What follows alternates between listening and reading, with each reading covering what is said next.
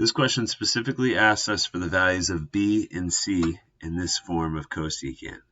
Okay, so if you look at a graph of just cosecant of x, which I've got typed in desmos.com/calculator, you can see that it repeats itself every 2 pi units. I just picked 2 dots where the graph repeats itself.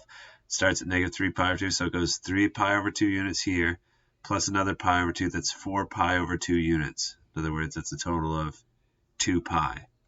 And if you look at this graph, same dots, it starts at -3 pi, ends at 1 pi, so it's a total of 4 pi units.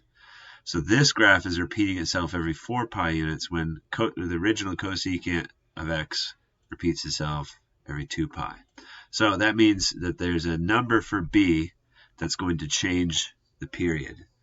Okay, so you might remember this from graphing sine and cosine. The period of cosecant, which is the reciprocal of sine, is 2 pi divided by b.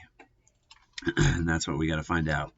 We've identified the period. The period is just how many x units it takes until you start repeating yourself. And that's -3 pi to pi. That's 4 pi units. So to get b by itself, to solve for that coefficient, multiply b to both sides to get it out of the denominator. Then divide 4 pi from both sides. So b is going to be 1/2. So b is 1/2 for this problem.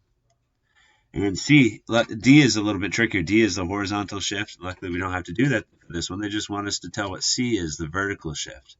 And so there should be a midline with all these graphs, because if you graph a sinusoidal wave between them, it should be the graph of sine of x with everything else kept the same. The a, the b, the c, the d kept the same. So there's our sinusoidal wave between all of them. What we really want to know is the midline, because usually sine is centered at the midline.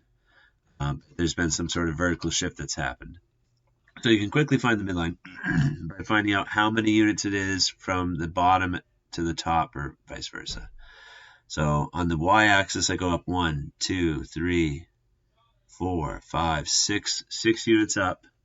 So that means my midline should be 3 units up from one of these dots, or 3 units down from one of these dots. So 1, 2, 3. Here is where our midline is.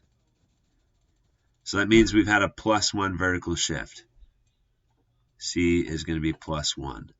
And again, look at this graph of cosecant of x. The midline is here at y equals 0. Right? I'm going to add 1 to cosecant of x. That shifts the midline up 1. Right? Same thing with that graph. The graph has been shifted up by 1 unit for c, 1 vertical unit, 1 unit off the y equals 0 line, the x-axis in other words. It's +1 unit up, so that's our vertical shift. 1, which is what this number is.